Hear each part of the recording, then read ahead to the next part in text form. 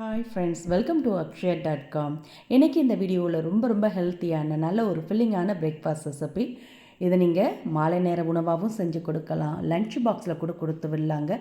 நீண்ட நேரத்துக்கு நல்ல பஞ்சு மாதிரி சாஃப்டாக அருமையாக ரொம்ப டேஸ்டியாக இருக்கும். ஒரு தடவை இந்த மாதிரி செஞ்சு கொடுத்தீங்கன்னா போதும், இனி அடிக்கடி இதை தான் வீட்டில் செய்ய சொல்லுவாங்க. சுட சுட காலியாகும். செஞ்ச உங்களுக்கு ஒன்று கூட மிச்சம் வைக்க மாட்டாங்க.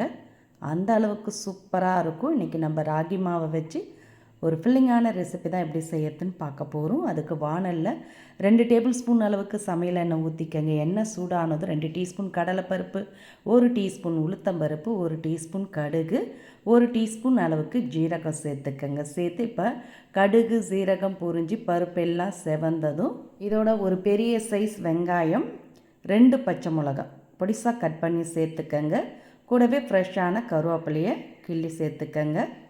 சேர்த்துட்டு இதோட ஒரு மீடியம் சைஸ் கேரட்டை துருவி சேர்த்து நல்லா கலந்துக்கங்க. ரொம்ப நேரம்லாம் வதக்க வேண்டியது இல்லைங்க. லைட்டாக ஒரு நிமிஷம் கலந்து விட்டிங்கனாலே போதும். வெங்காயம் கேரட் எல்லாமே வதங்கி வந்துடும்.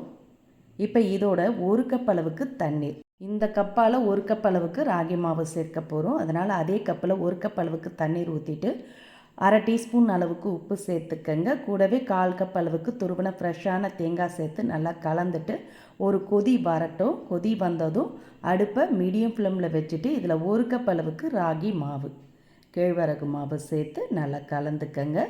தண்ணி எல்லாத்தையும் உறிஞ்சி நல்லா கொஞ்சம் கெட்டியான பதத்துக்கு வரும். பாருங்கள், இது மாதிரி நல்லா கலந்துட்டு அடுப்பை ஆஃப் பண்ணிவிடுங்க. அடுப்பை ஆஃப் பண்ணிவிட்டு அப்படியே மூடி வச்சுடுங்க. ஒரு 5 நிமிஷம் மூடி இருக்கட்டும். நல்லா மாவு சாஃப்டாக ஆகும்.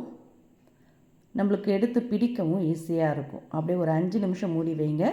சரியாக 5 நிமிஷம் ஆனதும் திறந்து பார்க்கலாம். ஓரளவுக்கு ஆறி கை பொறுக்கிற சூடு பதம் இருக்குதுங்க. இப்போ இதில் ஃப்ரெஷ்ஷான கொத்தமல்லி இலைகளை பொடியாக கட் பண்ணி சேர்த்துக்கங்க. ஃப்ளேவர் நல்லா இருக்கும்.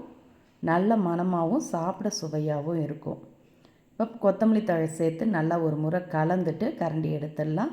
எடுத்துட்டு கைகளை தண்ணியில் நனைச்சிட்டு இது மாதிரி கொஞ்சமாக எடுத்து உருண்டையாக உருட்டிக்கங்க. உங்களுக்கு எந்த ஷேப்பில் வேணுமோ அந்த ஷேப்பில் உருட்டி எடுத்துக்கங்க. நீங்கள் இதையே கொழுக்கட்டையாக கூட பிடிச்சு எடுத்து வேக வெட்டி எடுத்துக்கங்க. இப்போ வேக வைக்கிறதுக்கு ஸ்டீமரில் இது மாதிரி பிளேட்டில் கொஞ்சமாக எண்ணெய் தடவிடுங்க. தடவிட்டு வரிசலாக அடுக்கி அப்படியே மூடி வச்சுடுங்க. மூடி அடுப்பை ஹை ஃப்ளேமில் வச்சு ஒரு 8லேருந்து 10 நிமிஷம் வேக விட்டிங்கன்னா போதும். நல்ல கமகமன் மணக்க சுவையான ஹெல்த்தியான ராகி உப்பு உருண்டை ரெடியாக எடுத்துங்க. எப்போவும் ஒரே மாதிரி இட்லி தோசையாக சாப்பிடாமல் இந்த மாதிரி சத்தும் சுவையும் கலந்து செஞ்சு கொடுங்க. குட்டீஸ்லேருந்து பெரியவங்க வரைக்கும் எல்லாருமே விரும்பி சாப்பிடுவாங்க. இப்போ வெந்த பிறகு தொட்டு பாருங்கள், கைகளில் ஒட்டாமல் வரணும். இப்போ எடுத்து பிளேட்டில் மாற்றி சுட சுட பரிமாறலாம். இதை நீங்கள் லன்ச் பாக்ஸில் கூட கொடுத்து விடலாம். எந்த அளவுக்கு சாஃப்டாக இருக்குது பாருங்கள். கேரட் தேங்காயெல்லாம் சேர்த்ததுனால ரொம்ப சாஃப்டாக கூடுதல் சுவையோடு அருமையாக இருக்கும். நம்ம சேர்த்த தாளிப்போடு சேர்த்து சாப்பிடவும் பிரமாதமாக இருக்குங்க. இப்போ இதை வேகத்துக்குள்ளேயே நான் தேங்காய் சட்னியை ரெடி பண்ணி எடுத்துகிட்டு வந்துட்டேன். அந்த தேங்காய் சட்னியில் நல்லா முக்கி எடுத்து சாப்பிட்டு பாருங்கள். சுட சுட 10 கூட சாப்பிடுவீங்க. அந்த அளவுக்கு அருமையாக இருக்கும். ஸ்கூல் விட்டு பசியோடு வரும் பசங்களுக்கு இதை நீங்கள் மாலை நேர உணவாகவும் சட்டுன்னு 10 நிமிஷத்தில் செஞ்சு தரலாம். இந்த ஹெல்த்தியான ரெசிபி உங்களுக்கு பிடிச்சிருந்தா வீடியோக்கு ஒரு லைக் கொடுங்க. மறக்காமல் நம்ம சேனலையும் சப்ஸ்கிரைப் பண்ணிவிடுங்க. நன்றி, வணக்கம்.